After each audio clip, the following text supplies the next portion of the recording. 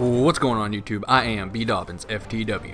And following its reveal this week, Battlefield 5 is already the subject of player outrage online over its handling of the World War II setting. Players are frustrated by goofy-looking customization options, an unserious tone, and most of all, playable female characters in the multiplayer. The reveal trailer already has the worst like-to-dislike ratio of any Battlefield trailer ever. Though it is still nowhere near as toxic as the Call of Duty Infinite Warfare trailer in 2016, it's worth noting that COD's worst received trailer did result in its least sold entry to date. So one can imagine this latest controversy will have real consequences for Battlefield 5, which is tragic because many of the actual gameplay changes they've announced sound really cool. And indeed, YouTubers who've had hands-on time with the game, like Jack Frags and Angry Joe, consistently report that the reveal trailer doesn't do justice to what they thought was a very enjoyable experience.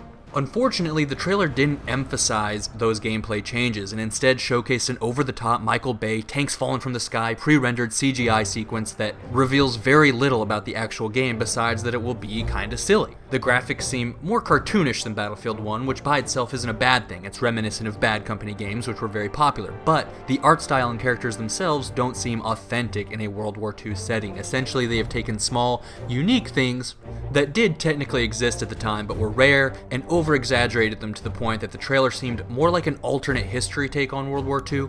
Native American war paint, a variety of strange military costumes, women combatants, and amputees with Final Fantasy swords. Taken all together, the shit just felt a little whack, and not at all authentically World War II.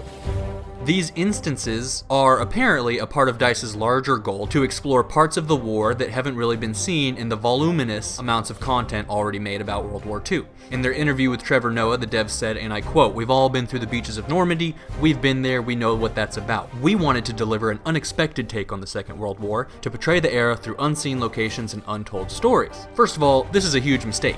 Though I'm sure we have all played a D-Day mission before, it's never been done with the kind of technological capabilities DICE has with Frostbite 2.0. The graphics, audio, destructible environment, and 32v32 multiplayer all would have made the D-Day experience much more visceral, intense, and novel than previous iterations of it. The same could be said for a number of iconic World War II battles. Okinawa, the Battle of the Bulge, Pearl Harbor. Battles like D-Day would have fit perfectly in the Grand Operations game mode, while a well-done Pearl Harbor mission might convince many players to try the campaign, which we know presently most players don't even touch. But showcasing the unexplored sides of the war, I suspect, fits in nicely with EA's larger sales goals with this game. One, as with Battlefield 1, they can do a variety of missions that revolve around women and people of different ethnicities and nationalities, allowing them to broaden their appeal beyond just white guys, which I have no problem with. But two, it allows them to play up a bunch of small aesthetic stuff that they can sell as microtransactions, alright? We'll explore the untold story of that one amputee guy who fought with a prosthetic claw. Then, in the multiplayer for $5, you can beat Captain Hook if you want. We'll tell the story of the unit that wore Tuskegee war paint into battle. Then we can sell everyone face paint and you can all pretend you're Kratos from God of War, what have you. Berets, goggles, weird horse statues on your tank, this game has it all, for an added fee. And this is what I suspect is the real reason they wanted to have females as playable characters in the multiplayer. I know the standard response across YouTube and Reddit comment sections has been that, this is DICE caving to the pressure of feminazis and SJWs, but I'm not sure that's true, and I worry if we don't correctly diagnose the problem, it won't ever actually get addressed. It's important to remember that, we've heard from former DICE devs that they almost did make women playable characters in Battlefield 1 at launch, but decided not to because their focus groups showed that their core audience of boys couldn't find the game believable with playable women, so they didn't put them in. Till the Russia DLC like a year later. But here's the thing, there was never any great, politically correct SJW outrage about that. It didn't happen.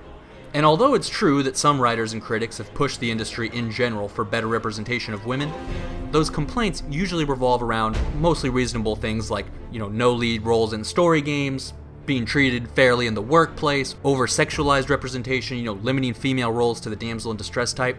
There's never really been, significant criticism of military games, not including playable females. There have been a dozen Battlefield and COD games that were exclusively male characters, and none of them were ever the subject of some widespread or notable campaign from SJWs in articles or comment sections. Certainly never anything even close to the kind of monumental backlash that both COD World War II and now Battlefield 5 are facing online for putting women in.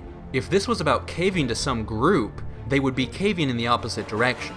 Because the They're going headfirst into the outrage here. And the thing is, they knew they would see the backlash for making women playable. They chose not to do it in Battlefield 1 because they didn't want to deal with that backlash. They surely took note of how controversial a decision it was with COD World War II, and they went ahead and did it anyways, knowing full well it was going to piss everyone off, knowing they would be in hotter water with their fan base than they've ever been with the politically correct types.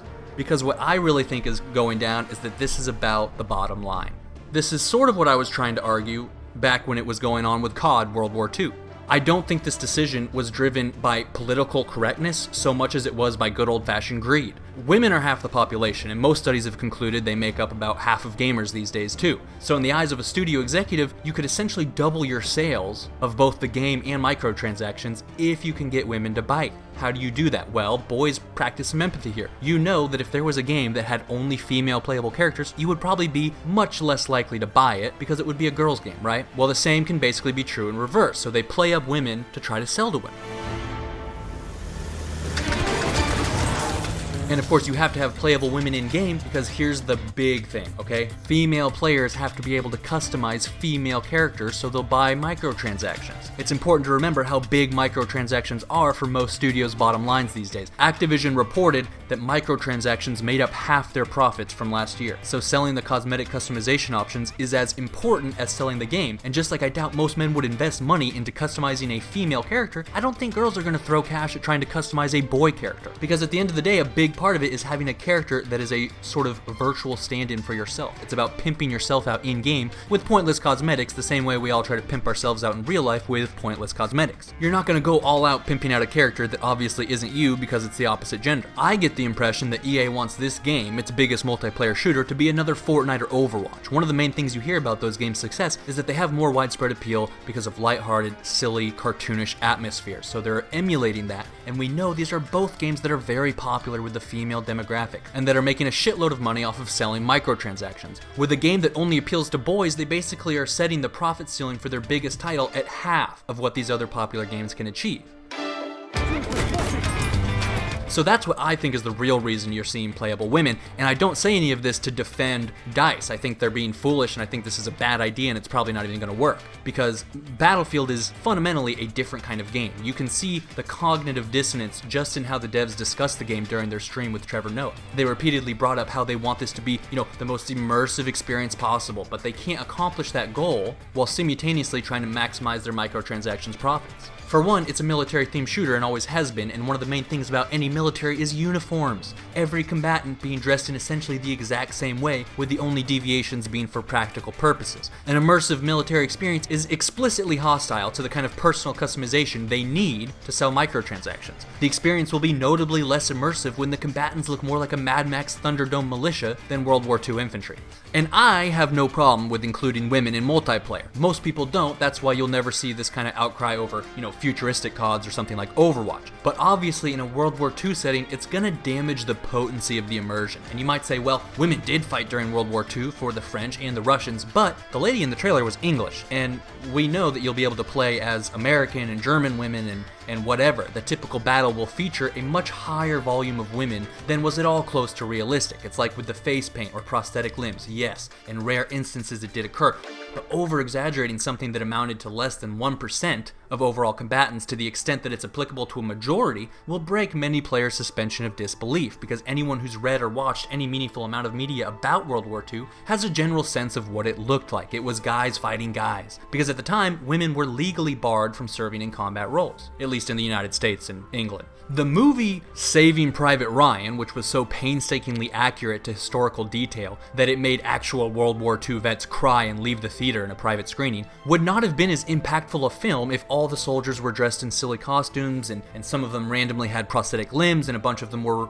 women. Because your reaction wouldn't be, whoa, it'd be, wait, what? It would feel silly, and it wouldn't captivate you the same way as something that feels real enough to make veterans from the real thing cry. And those sentiments are basically true, if not as intensely, for a game like Battlefield, because a big part of the appeal of Battlefield games has always been the immersion, feeling like you're in this environment. DICE has put painstaking effort and resources into making these environments as realistic as possible. In the past, that's meant recording real sounds from the actual weapons and vehicles. It's meant visiting many of the locations they turn into maps and designing these maps oftentimes to the point they are literally, one-to-one accurate representations of their real-life inspirations.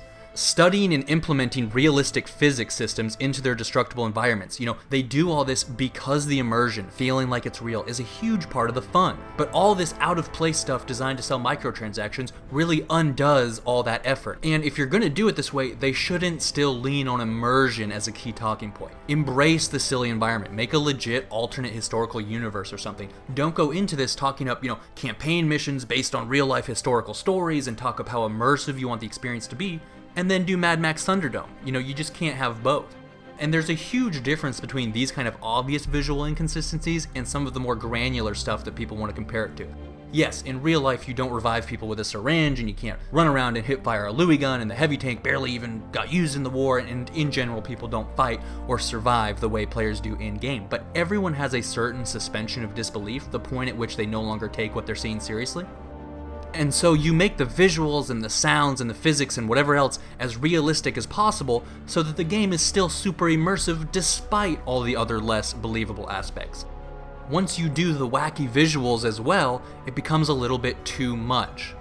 Now, wacky games like Fortnite can still be a lot of fun, and this Battlefield probably will be. But by chasing these microtransactions, they are sacrificing what has always been a key advantage Battlefield had over other titles: the immersion. In the future, games should probably just stick to modern and futuristic settings if they need playable women in their games.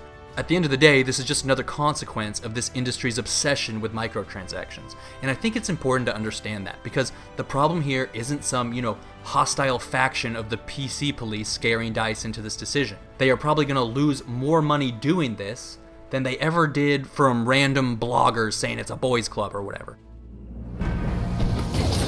This is hurting them, and they chose it. Because the real problem is us, gamers, boys and girls, and our obsession with throwing so much money at cosmetic items that any studio would be stupid not to design their entire game around selling them.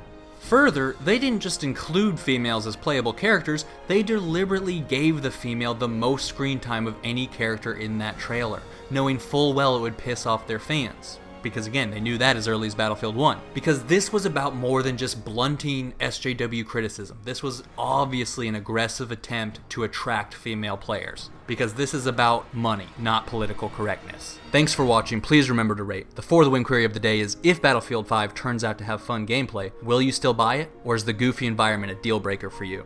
This is Batman signing out.